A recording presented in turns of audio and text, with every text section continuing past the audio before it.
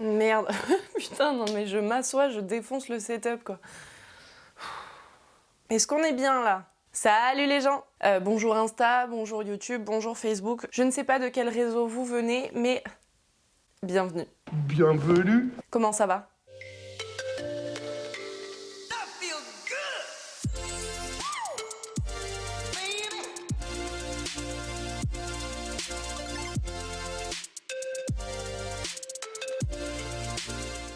Oui, je sais, j'ai fait une pause, vous m'en voulez beaucoup, je sais. Mes chevilles? Bon non, ça va. D'ailleurs, j'ai des chaussettes. Laisse tomber. Heureusement que vous voyez pas le bas. Hein. Désolée, je viens de me rendre compte que depuis tout à l'heure, je regarde le retour. Putain, mais quel narcissique je fais. Désolée, ça va être compliqué, hein. Le retour est juste au-dessus. Bref.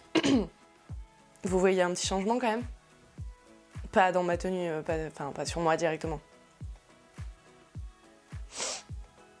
Je pèse un peu ou pas? Vous m'entendez bien? 1, 2, test micro. J'ai l'impression d'être une présentatrice météo, quoi. Mais ça va, c'est cool. Je vais pouvoir faire de l'ASMR.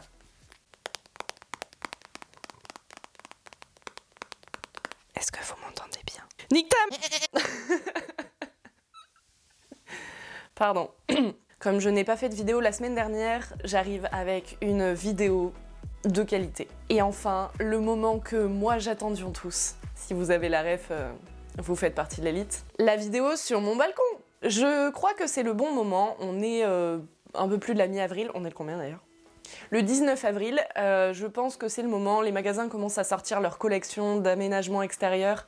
Donc, je crois qu'il est temps de mettre, non pas des paillettes dans nos vies, mais du soleil. La vidéo va se partager en 2 temps.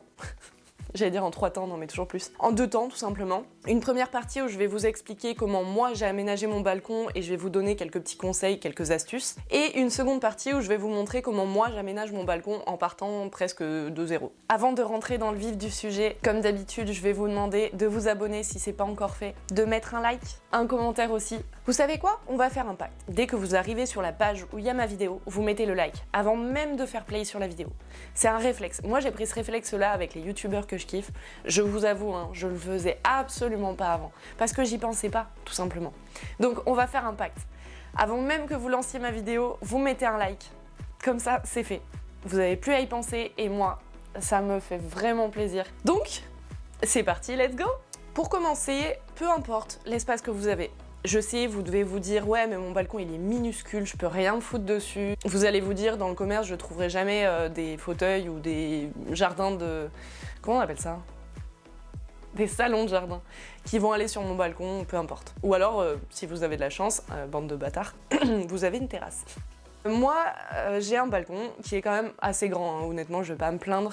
La seule chose que je lui reproche un peu, c'est d'être peut-être pas assez large, mais j'ai l'avantage d'avoir le toit qui recouvre, donc déjà je peux mettre des trucs sans craindre que ça prenne trop l'humidité. Et en plus de ça, il est quand même relativement... Je me souviens plus des mesures exactes, mais de toute façon vous allez le voir dans la vidéo. Le premier conseil, avant même d'acheter quoi que ce soit, le tout premier conseil que je peux vous donner, c'est prenez vos mesures. Et je pèse mes mots. Pour ceux qui ont déjà vu ma vidéo sur la déco intérieure, vous savez que c'est un conseil que je donne aussi, mais tout simplement parce que vous pouvez avoir des surprises et ce serait quand même très con d'acheter quelque chose qui ne va pas sur votre balcon. Prenez toutes les mesures nécessaires, largeur, longueur, hauteur. Si vous avez des différences de largeur, ce qui est d'ailleurs le cas sur le mien, vous allez le voir dans la vidéo tout à l'heure, mais le garde-corps de mon balcon, je sais pas si on peut appeler ça un garde-corps, mais peu importe, est fait en 2 matières différentes. Donc j'ai une partie barrière en fer, et une partie murée. Ce qui fait qu'il n'a pas la même largeur tout le long. Donc c'est un peu relou, hein, je vous avoue, on va pas se mentir, c'est un peu relou. Mais écoutez, on fait avec ce qu'on a. Hein. J'allais pas détruire mon balcon pour le reconstruire. Je ne suis pas portugaise. Désolée. Blague de mauvais goût. Bref, donc prenez toutes les mesures nécessaires. Ensuite, encore une fois, avant même d'acheter les meubles et de vous lancer corps et âme dans l'écumage des magasins à la recherche de la banquette parfaite, posez-vous la question, qu'est-ce que vous voulez comme ambiance? Ça va être le plus important. Au final, je me rends compte que cette vidéo, c'est un petit peu du répétage de ma vidéo sur la déco. Oui, du répétage, ouais. Vous avez bien entendu. il va falloir que vous définissiez l'ambiance que vous voulez donner à votre balcon. Donc ça peut être, je sais pas, moi par exemple j'ai choisi une ambiance plutôt méditerranéenne, vraiment un esprit où on a vraiment l'impression d'être à la mer, tout simplement parce que je n'habite pas du tout à la mer, que chez moi il fait 8 degrés toute l'année.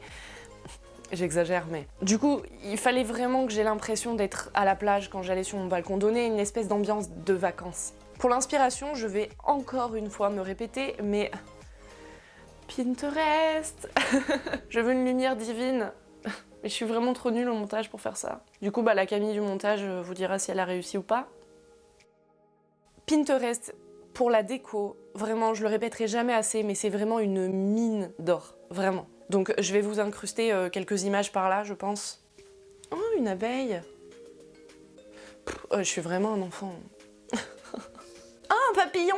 Alors, je vous mettrai quelques images ici d'exemples. Je vous montrerai aussi, moi, les inspirations que j'ai prises pour mon balcon. Mais il n'y a pas que Pinterest. Bon, ça peut servir pour la déco intérieure aussi, mais j'ai découvert pour décorer mon balcon, le site Maison du Monde est quand même vraiment bien foutu. C'est-à-dire que même si vous voulez pas acheter quoi que ce soit là-bas, hein, c'est pas la question, on parle vraiment de l'inspiration.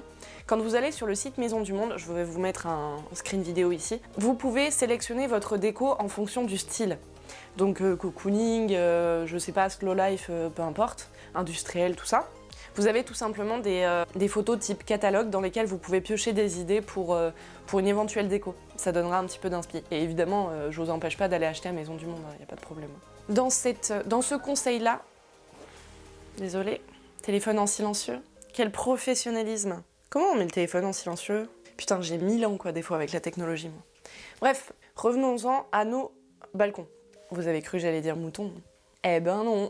Alors, je disais, ce qui va être important aussi dans la partie choisir l'ambiance, si vous avez un espace assez grand, choisir si vous voulez faire plusieurs espaces distincts sur votre balcon, votre terrasse. Par exemple, vous pouvez faire un endroit détente, un endroit apéro entre potes, un endroit pour manger, un endroit lecture, ou alors vous pouvez tout simplement tout mélanger ensemble, il n'y a pas de problème. Moi j'ai fait des petits espaces distincts, mais honnêtement, dès qu'on est 4 sur mon balcon, de toute façon, on est obligé d'aller sur les différents espaces. Et c'est là, et seulement là, que vous allez pouvoir vous jeter corps et âme dans l'achat des meubles. Franchement, c'est la partie que je préfère. Il faudra écumer les sites en ligne, surtout là, vu qu'on est en confinement.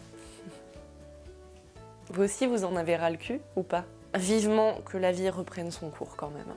Petite parenthèse fermée. Il faudra que vous fassiez du repérage au maximum pour trouver le meilleur rapport qualité-prix, hein, mais je pense que je ne vous apprends rien. Alors, jetez-vous corps et âme, il n'y a pas de problème, hein, c'est le moment. Mais je vous dirais quand même déjà de base de faire un budget et de le dépenser intelligemment. C'est-à-dire que un balcon, par définition, c'est pas très grand, donc on va pas y mettre 800 meubles. Je vous conseillerais de garder une petite enveloppe d'argent que vous allez consacrer à 1 ou 2 pièces grand maximum, mais qui vont vraiment avoir un caractère particulier, dans lesquelles vous allez accepter de mettre une somme un peu plus conséquente que dans le reste des meubles. Tout simplement parce que ça sera la pièce phare.